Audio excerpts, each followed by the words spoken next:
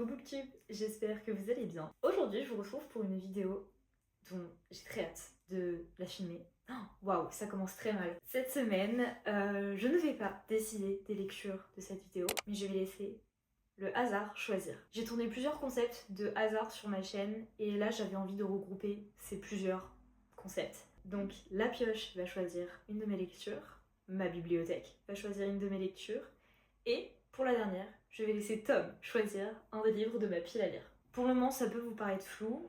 Si vous n'avez pas vu d'ailleurs ces concepts, je vous invite à aller les voir pour que ce soit plus clair. En tout cas, je vais réexpliquer un petit peu les concepts ici. Premièrement, on va laisser ma bibliothèque choisir ma prochaine lecture. C'est un concept que j'avais déjà fait il y a un petit moment déjà et j'avais très envie de le refaire. Grosso modo, je vais me poser des questions et je vais devoir choisir des livres dans ma bibliothèque qui vont me conduire à un livre de ma pile à lire. Plus je vais poser des questions, plus vous allez comprendre. Donc la première, il faut choisir un livre avec une très belle couverture. Je dois avouer un truc aussi, c'est que je me souviens plus des livres que j'avais choisis dans la dernière vidéo. Donc on va espérer que je reprenne pas les mêmes. Désolée si c'est le cas. J'ai choisi donc pour cette première question un livre avec une jolie couverture, Belladonna de Adalyn Grace. C'est pas la couverture la plus jolie de ma bibliothèque, mais je l'aime vraiment beaucoup et de toute façon ça reste subjectif. À partir de ce roman, je dois choisir une couverture qui lui ressemble. Bah du coup, là on va partir sur un livre violet avec des fleurs. Je pense que ça peut correspondre. S'il y a une bouche, c'est encore mieux, mais bon, après ça revient à avoir le même livre, enfin la même couverture sur une autre histoire. Bref, j'ai plusieurs livres violets avec des fleurs, mais en fait, j'ai trouvé Atalante, le tome 2, qui en fait m'évoque un peu plus cette couverture. Alors, elles sont très différentes, mais je sais pas si vous avez capté un peu la vibe qu'il y a, la DA. Le fait qu'il y ait les visages, un peu de profil, que ce soit un peu accentué sur le nez, la bouche, je sais pas, c'est peut-être que moi, mais je trouve que ça correspond bien. On va dire qu'il y a des petites fleurs dans ses cheveux, donc je vais choisir celui-ci. À partir de ce livre, je dois choisir un livre de ma bibliothèque avec des tropes similaires, et c'est là que ça bloque. C'était peut-être pas une bonne idée de choisir celui-ci. Parce qu'en fait, c'est assez compliqué. C'est un livre qui se passe dans l'Antiquité avec genre une quête. Vous voyez, il y a les Amazones aussi. Mais si, mais de ouf, mais bien sûr. Enfin, j'ai cité avec Amazon. C'est pas totalement la même chose ni la même histoire. Mais si, mais en fait, mais carrément de ouf. C'est un truc avec des gladiateurs dans l'Antiquité, dans une société matriarcale. Je pense qu'on peut difficilement faire mieux. Je trouve que c'est un peu la même DA. En plus, non mais l'Empire des femmes de Cassandra Lambert, mais quelle duologie, coup de cœur, vraiment, je l'adore celle-ci. À partir de ce livre, je dois trouver des tropes opposées dans un autre livre. Bon, ça fait très longtemps que je cherche, je sais pas trop quoi trouver en fait. J'ai pas vraiment d'idée. Donc, vous savez quoi? Avec ce livre, on va passer à la question suivante directement. Il aurait donc fallu avec le livre suivant que je trouve un mot au hasard qui me donnerait le titre d'un autre livre. Donc, oula, les survivants, des yeux des survivants. Je sens que j'ai choisi un livre dans une DA totalement différente. Il s'agit de Marche ou crève de Stephen King, puisqu'à la fin de cette marche infinissable, il n'y a qu'un gagnant, qu'un survivant. Donc, ouais, je pense que ça peut le faire, entre guillemets. Avec ce livre, il faut que je prenne son nombre total de pages, que j'inverse le nombre total. Donc ici, on est à 378, ce qui fait 873, et que je trouve un livre avec ce nombre de pages, ou au moins un nombre de pages qui s'en rapproche. Là, ça va être chiant, je vais couper la caméra. Si je dois être honnête, j'ai trouvé aucun livre avec 873 pages. Il y en a un qui s'en rapproche forcément, mais c'est un Harry Potter de J.K. Rowling, donc bon, j'ai pas trop envie de mettre ça dans ma vidéo. Du coup, ce qui s'en rapproche le plus, c'est les 750 pages de Révélation, le tome 4 de Twilight, de Stephenie Meyers, qui est juste là, il est dessous, j'ai un peu la flemme de le sortir, j'avoue. Donc faites-moi confiance, il fait à peu près 800 pages, on va dire. Je dois trouver un livre sorti la même année que Révélation, c'est en 2008, de ce que j'ai trouvé sur internet, vu que j'ai grave la flemme de chercher, oui. 2008, my god, purée, mais en fait il est chiant ce concept, non?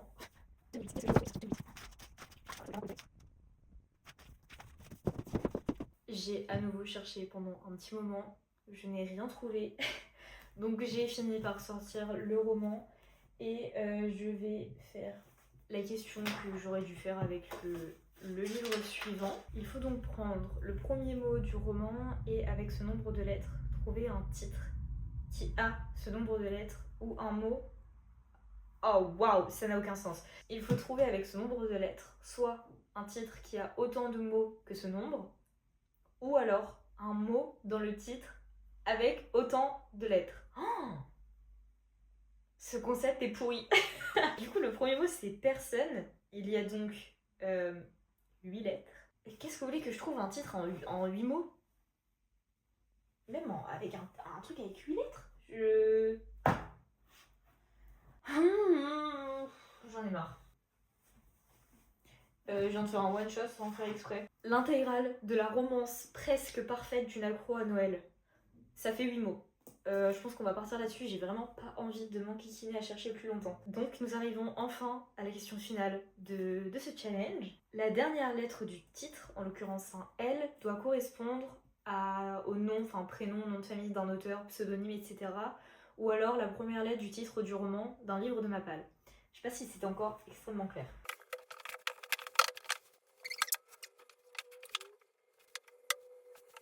Nous avons seulement 2 livres qui pourraient correspondre à cette question. Je suis un peu étonnée parce que elle, c'est quand même une lettre assez courante, entre guillemets, dans les noms des auteurs, etc. notamment. Pour le coup, on a le nom d'une autrice et le titre d'un roman. Le premier, ce serait Les vrais amours de Taylor Jenkins Reid. Celui-ci me tente énormément, mais je crois que je sais déjà que je vais choisir le deuxième, puisque le deuxième, c'est Red City de Marie Lu. Je sais pas comment vous dites. Bref, son nom de famille commence par un L, moi je pense que ça vaut le coup. Hein. Vraiment, plus sérieusement, ce livre me fait extrêmement envie. C'est Tom qui me l'a offert pour Noël. En plus, il est magnifique, s'il vous plaît. Et c'est pas un roman que vous savez, je peux transporter facilement. Enfin, ça m'embêterait trop de l'abîmer et tout. Donc je me dis, ça peut être l'occasion pendant que je suis en vacances de le lire. Alors qu'un livre aux poches, je peux clairement le lire dans le métro hyper facilement et tout. Bon, en vrai, du coup, vous avez déjà mon choix. La dernière façon de choisir cette lecture sera la pioche. J'ai dans ce petit morceau de bois des papiers numérotés de 1 à 20. Non pas parce que j'ai 20 livres dans Mappal, mais parce que je me suis dit c'est un chiffre assez grand et j'espère que jamais Mappal ne dépassera 20 livres. On a failli y passer et puisque avec Noël j'ai eu tellement de livres que je suis montée à 18 livres dans Mappal. Je crois que j'ai eu 12 livres à Noël. Donc vous voyez, j'en avais pas beaucoup avant. Mais bon, c'est pas pour me déplaire, hein. Enfin, je veux dire, c'est très très bien de faire refaire des livres. Je vais piocher au hasard et le numéro qui correspond sur le petit papier correspondra à un numéro dans ma pile à lire. Ah bon, bah alors là, carrément, numéro 2. On pouvait difficilement faire plus bas, donc 1. Ah non 1, 2. Oh, il est énorme. Mais guys, mais j'aurais jamais d'une semaine pour lire tout ça en fait. Comment je vais lire? Voilà. Il fait 745 pages et Red City est assez conséquent aussi. Je suis très heureuse parce que j'avais très envie de le lire, mais bon, on verra. Quicksilver de Kelly Hart. Voilà, que dire de plus, j'ai juste extrêmement hâte. On va être très fantasy, moi je vous le dis. De toute façon, j'ai beaucoup de ça dans ma palle, on va pas se le cacher. Voilà pour nos 2 sélections de la semaine. Je voulais faire une 3e sélection où Tom aurait choisi un livre de ma pile à lire et que j'aurais dû le lire. Et je pense sincèrement que là, ça fait beaucoup à lire en une semaine déjà. Et j'ai pas envie juste de me faire une pile à lire à 3 livres pour que la vidéo ait 3 livres, vous voyez. Je trouve que ça n'a aucun sens, enfin, ça n'a aucun intérêt, je vais juste lire rapidement, ne pas profiter de mes lectures, et c'est pas le but non plus, on cherche à se faire kiffer ici. Donc, peut-être dans une prochaine vidéo, je lui demanderai de choisir mes lectures, et ce sera cool quand même. Maintenant qu'on a choisi nos petites lectures de la semaine, j'aimerais faire quelque chose que j'ai déjà fait dans une vidéo cet été, mais je me suis dit, vu qu'on est enfin en ce début d'année 2026, je vais vous présenter mon carnet de lecture 2026 que j'ai fait avec vous en vidéo cet été au mois d'août, quelque chose comme ça, je sais plus exactement. Donc je vous mettrai des plans filmés pour que vous voyez plus précisément. Mais voilà, c'est parti, je vous le présente. Donc bon, là j'ai fait une petite page de garde. Ici j'ai eu le droit à un très joli mot du souffle des mots. Voilà, et même un petit tampon. Donc j'étais très fière, c'était au salon du livre de Montreuil. Elle a accepté de signer mon carnet, donc c'était très très chouette. Ensuite, on passe avec mon objectif de lire 70 livres. Je pense que ce sera faisable en sachant que j'ai lu 121 livres en 2025. Mais je préfère me mettre un petit objectif, vous voyez, que je vais atteindre plutôt que de me forcer à lire tout le temps et pour essayer d'atteindre un objectif astronomique de 121 livres notamment. Puis ensuite, je me suis fait un petit challenge lecture, des cases à remplir, que je pourrais continuer, vous voyez, j'ai de la place. J'en ai déjà fait une, de lire un livre trendy. J'ai donc lu Purgatoire des Innocents du 1er janvier au 4 janvier. C'est un livre hyper épais sur les réseaux, donc je trouvais que ça correspondait plutôt bien. J'ai ensuite fait mon tracker d'argent, comme d'habitude. L'année dernière, je l'avais déjà fait pour traquer un peu l'argent que je dépense dans les livres. Et ensuite, on a mon tracker de séries que je dois mettre à jour parce qu'il y a des séries que je ne veux plus continuer, d'autres que j'ai commencé. Donc en fait, il faut juste que je refasse une page. Voilà, pour ça. Ensuite, on a fait une case wishlist, une page, pardon, double page même, wishlist. Je sais pas si je la remplirai ou pas en fait. Sur le moment, je me suis dit, ah, c'est trop cool et tout. Et en fait, j'ai tellement de livres dans ma wishlist que je sais que ça logera même pas sur une double page, donc je ne sais pas. On a ensuite mon petit reading tracker, de lire au moins 60 pages par jour. Je trouve que c'est le minimum pour moi avec le rythme de vie que j'ai et voilà, ce serait cool que j'y arrive. Pour le moment, j'y arrive, depuis que je suis en vacances évidemment. On a ensuite un petit visu global des livres que je lirai dans l'année, voilà. Ensuite, ça c'est les bilans de chaque mois que je fais aussi depuis l'année dernière. Voilà, avec les livres, le nombre de livres lus, le nombre de pages lues, le livre du mois, celui que j'ai le moins aimé, le panorama des notations, ensuite le nombre de livres dans ma palle et globalement aussi les dépenses. Donc voilà, là il faudra juste que je fasse toutes les pages, mais ça je le ferai au fur et à mesure pour chaque mois. On a ensuite les stats de l'année pour savoir combien de livres j'ai lus par mois, en physique, en e-book et le nombre de pages que ça fait.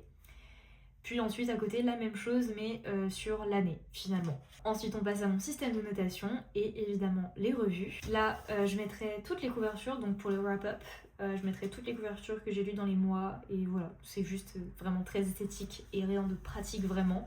Et finalement on arrive aux revues, donc voilà, par exemple j'ai rempli ici Purgatoire des Innocents du coup. Donc je mets toujours le titre, l'auteur. S'il y a une illustratrice qui vraiment, ou illustrateur d'ailleurs, qui m'ont vraiment intriguée, je le noterai également. La date de publication du livre, son nombre de pages, son genre, son format, quand je l'ai commencé, quand je l'ai fini, sa note, le personnage que j'ai préféré, puis ensuite celui que j'ai détesté. Je mets également la qualité d'écriture, la qualité du développement de l'histoire, ainsi que la fin. Je mets quelques mots-clés, ça c'est pour m'aider aussi au niveau des revues Instagram et TikTok. Un petit résumé, les pensées, mon avis sur le livre et enfin quelques citations à côté de la petite couverture. Voilà pour mon petit carnet lecture, j'espère qu'il vous a plu. J'ai très hâte de pouvoir le remplir, je trouve ça très satisfaisant et je suis quelqu'un qui adore le journaling donc c'est vraiment très chouette d'avoir pu faire ça moi-même. Et bien voilà, que le vlog commence, j'espère que la vidéo vous plaira et je vous dis au prochain update lecture.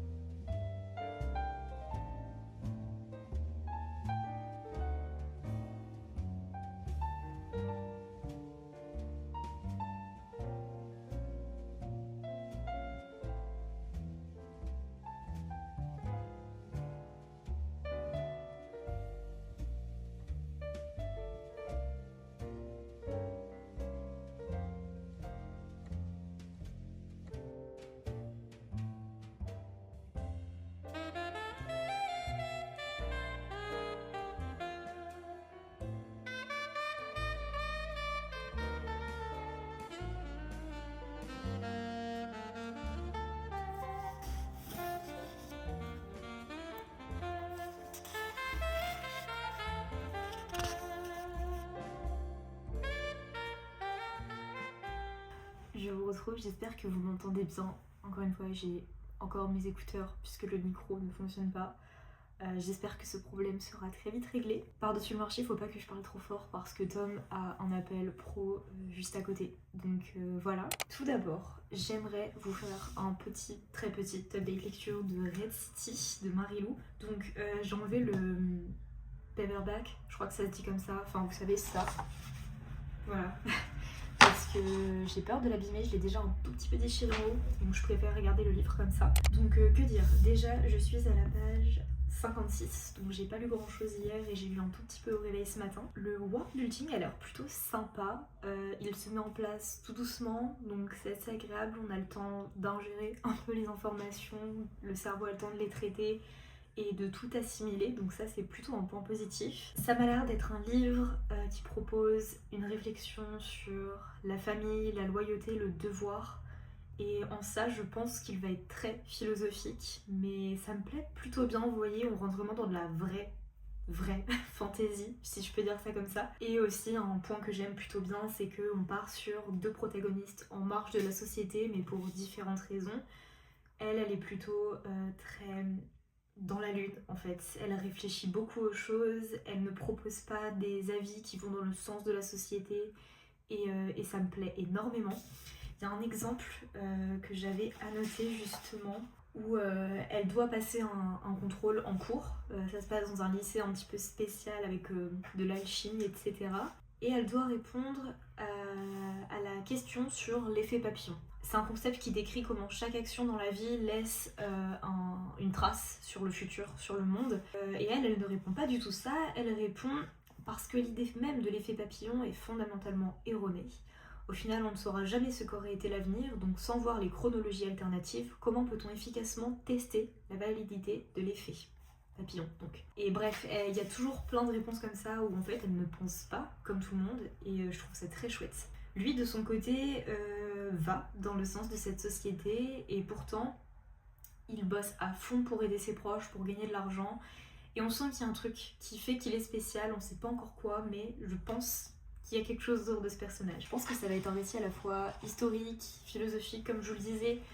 Il est vraiment très prometteur et j'ai très hâte d'en découvrir plus. Sinon, je ne vous prends pas juste pour vous faire ce mini update, mais bien pour faire un truc un petit peu cool. Pimper ma liseuse. Depuis que je l'ai, ça va bientôt faire 1 an à peu près, j'ai toujours gardé cette coque. Voilà, parce qu'elle est très bien comme ça, je veux dire classique. J'avais mis des petits stickers et en plus, elle protège l'écran, ce qui me va parfaitement. Mais j'avoue, j'ai succombé à la tendance. J'aimerais avoir une coque transparente avec le pop socket, je crois qu'on appelle ça comme ça. Donc, j'avoue, j'ai fait des petits achats pour pouvoir la pimper. Une coque transparente, des pop sockets. Et bon, alors ça, c'est pas nouveau. J'ai énormément de stickers. Bon, je sais pas si vous vous rendez compte, mais j'ai vraiment beaucoup de stickers. Pas dans la bulle, la nana. Donc, on va faire ça ensemble.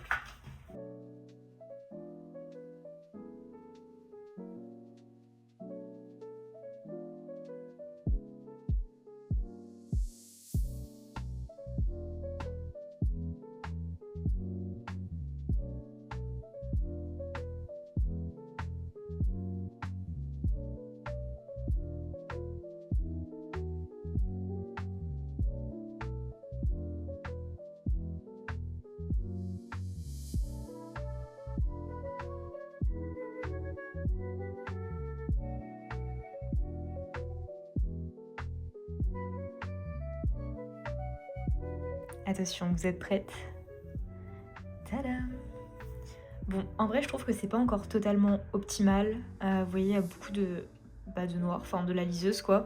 Donc je me disais peut-être plus tard sur Canva, faire un truc, vous savez, sur mesure à imprimer avec des images Pinterest et tout, ça pourrait être sympa. Mais en attendant, j'aime bien. Petit pop socket, c'est hyper pratique, je vous jure, ça fait beaucoup moins mal au poignet, à la main. On sous-estime trop le pouvoir des pop sockets, je vous jure. Hop! Ça prend vraiment 0 place de plus et c'est vraiment génial. J'adore. Je suis fan. J'ai l'impression d'avoir une nouvelle liseuse. Genre, ça change quoi. Après, j'aime trop cette coque et je pense que j'alternerai un petit peu entre les deux, mais voilà.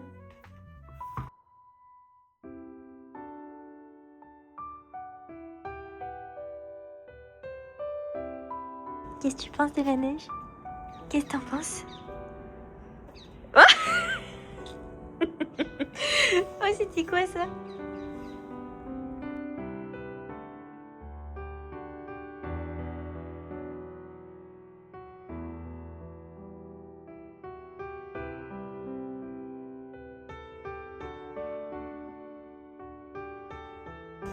Ah bon? Bouge pas, y a pas de chien. Non, arrête là! Viens là. Ah si. Là, là. Ah si. Pas bouger. Oh non, ses yeux.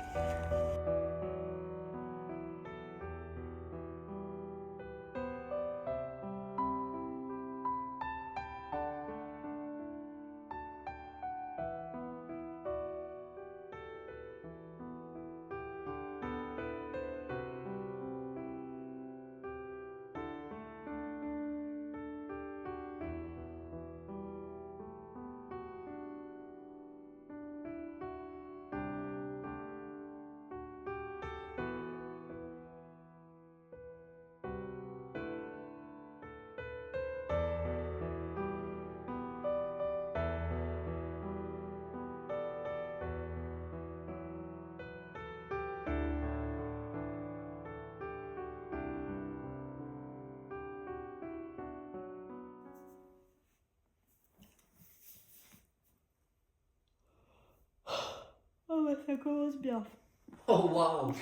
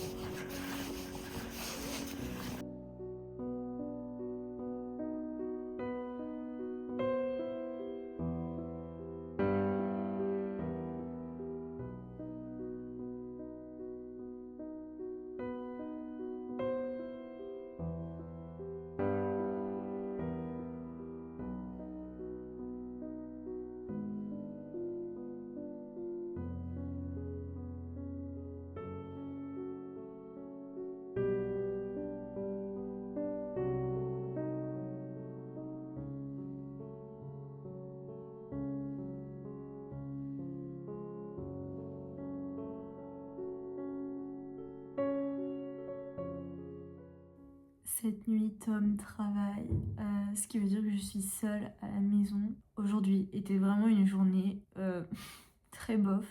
Enfin, ce matin, ça a très bien commencé parce que j'ai réussi à créer du contenu et à le monter dans la foulée. On a promené Arès en bord de Marne avec la neige, c'était magnifique. Et puis j'ai révisé, on a été au sport, j'ai fait vraiment une bonne séance. Enfin bref, c'était vraiment une bonne matinée. Et à partir de genre 13h, j'ai commencé à avoir mal au crâne, genre ça faisait comme un début de migraine, c'est-à-dire que en fait ça tapait au milieu de mon front et de temps en temps ça faisait des pics dans mon œil, genre vraiment le début d'une migraine quoi. Et ça m'a tenue jusqu'à la fin de la soirée là. Enfin, je suis plus trop nauséeuse mais je sens que j'ai encore l'esprit un peu embrumé, vous voyez. Donc bon, l'après-midi a été un petit peu compromis on va dire. Donc aujourd'hui je n'ai pas vraiment beaucoup lu. Mais vu que Tom n'est pas là ce soir, je vais me faire une petite session lecture tranquille. D'ailleurs, un truc que je fais jamais, c'est lire dans mon lit parce que sinon ça dure 12 minutes top chrono. Genre vraiment, je sais que je vais m'endormir. Non mais ouais, vraiment, je lis jamais dans mon lit parce que je sais pas, j'ai pas le mental pour rester éveillée en fait. Du coup, je me mets soit dans le canapé, soit dans le fauteuil de lecture. Comme ça, je sais qu'après, il faut que je me relève, vous voyez, pour aller me coucher. Donc ça me motive à continuer à lire un peu. Là, je pense que je vais pas beaucoup lire. Mais c'est pas très grave. Ça va me faire du bien là de lire sous la couette et tout là. Ça fait trop longtemps. Bref, ce blanc devait pas durer aussi longtemps, mais bah nous voilà quoi.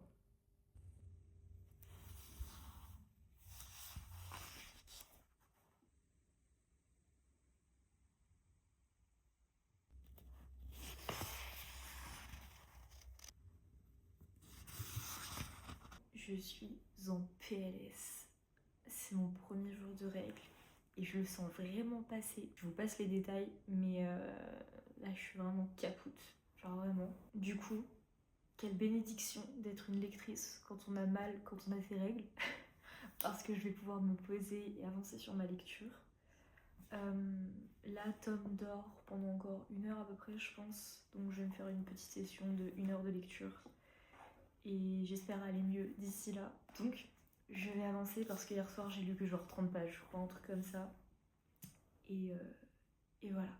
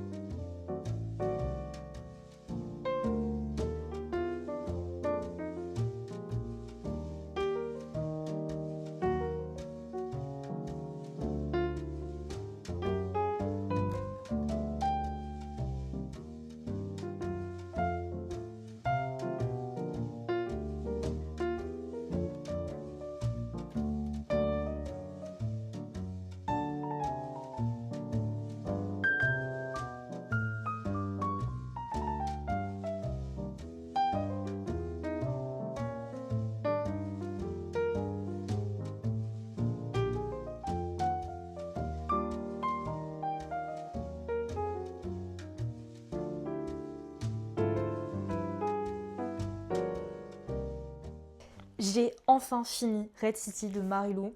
On est vendredi soir, ce qui veut dire qu'il me reste 2 jours pour lire Quicksilver.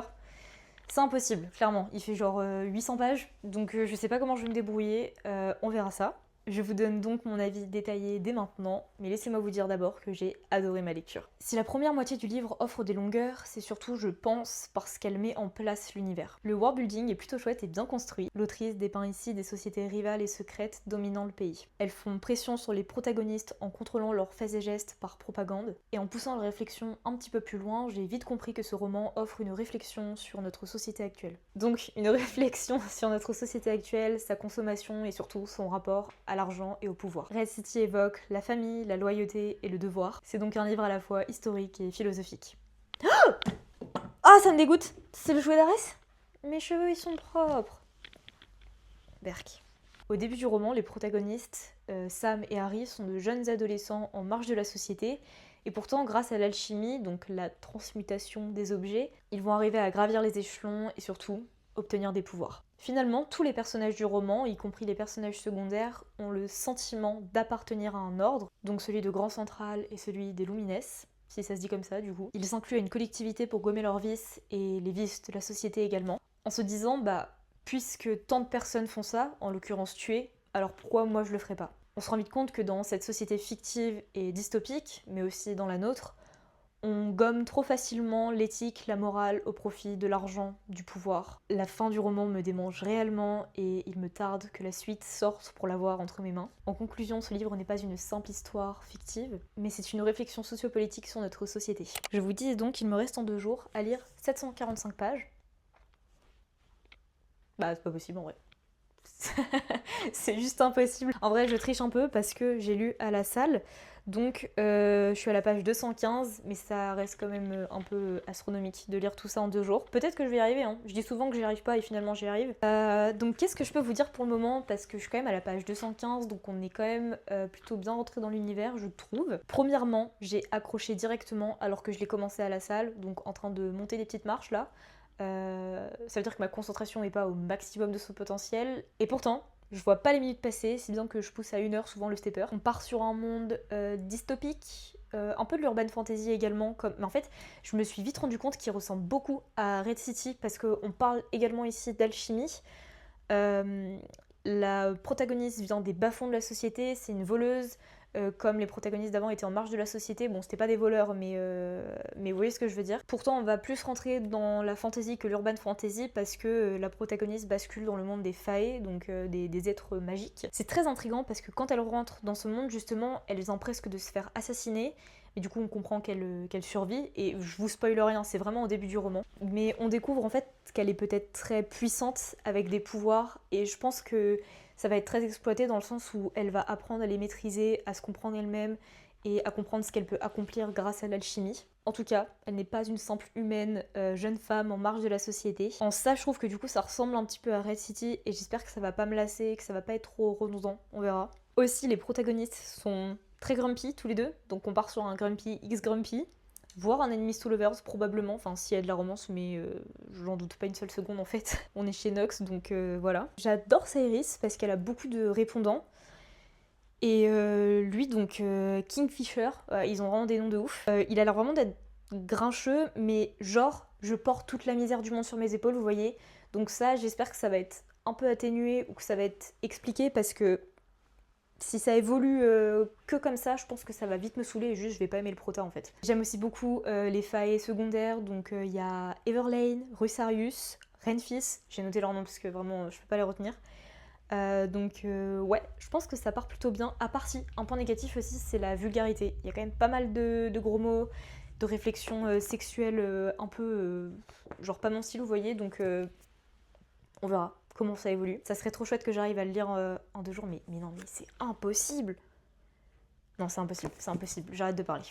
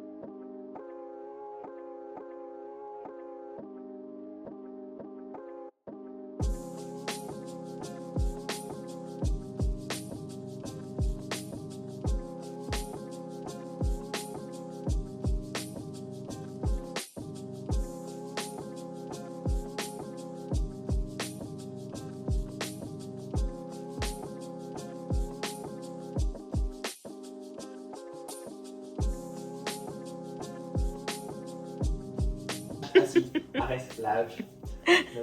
Lâche. Et Arès. Oh, Arès et assis.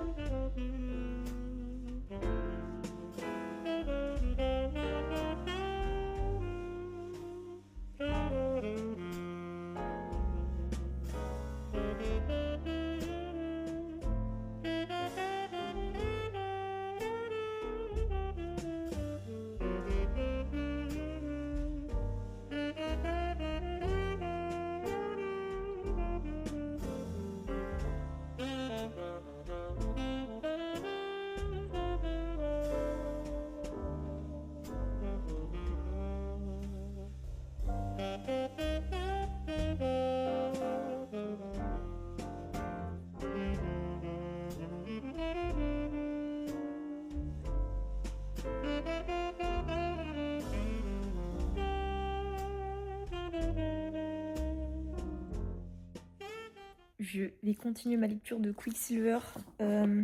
Hier, quand je vous avais pris, je crois que j'étais à la page 215. Là, je suis à la page 270. Nous sommes samedi après-midi. J'aimerais beaucoup lire tout l'après-midi, avancer au max. Je ne sais pas si je vais y arriver, mais ça fait très longtemps que je me suis pas fait une après-midi lecture, donc ça peut être très cool. Et alors, vu qu'en ce moment je vais beaucoup à la salle, je fais beaucoup de cardio, je l'avais aussi pris sur ma liseuse parce que c'est plus simple que de lire sur format papier. Du coup, voilà, je pense que là je vais lire un peu sur ma liseuse, peut-être switcher et tout. Je me dis changer un peu de format, ça peut aussi stimuler mon esprit à rester concentré. Donc je vais d'abord commencer un petit peu sur ma liseuse avec ma nouvelle coque et tout. Et puis voilà.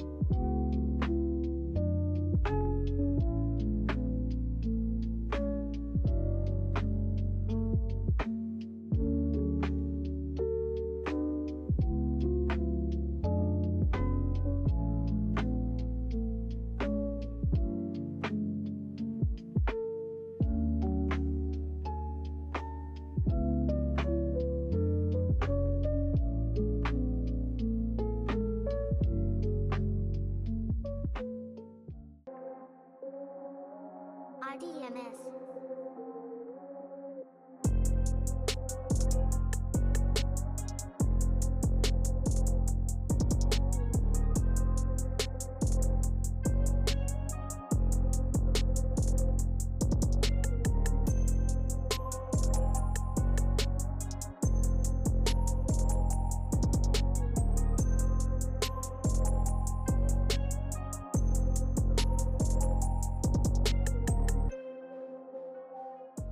Vous n'allez pas me croire. On est dimanche soir, il est genre 20h.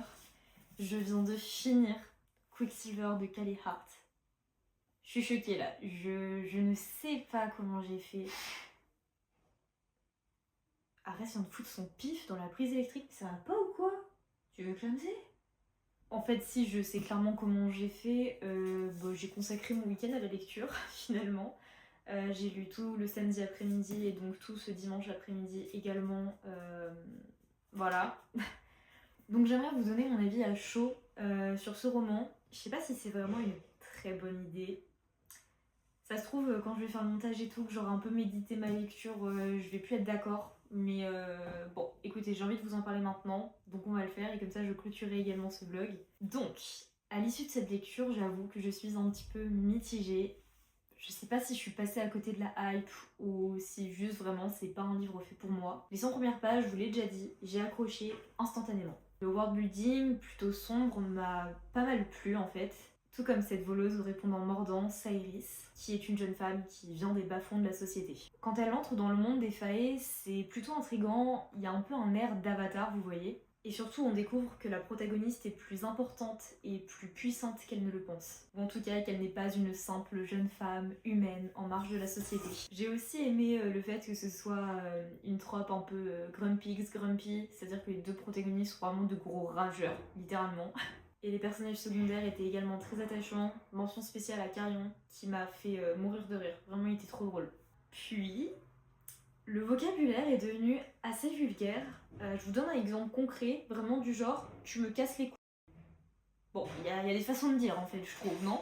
Ou c'est que moi, genre. Kingfisher, donc le protagoniste masculin, il est vraiment archi grincheux, arrogant, possessif, du genre je porte toute la misère du monde sur mes épaules, vous voyez? Surtout au début du roman. À la fin, on comprend un peu pourquoi, mais franchement, au début, il m'insupportait, je le détestais, clairement. Ah oui, aussi, les scènes de smut de 15 pages avec moult détails, qui d'ailleurs surviennent très vite, trop vite, entre les personnages.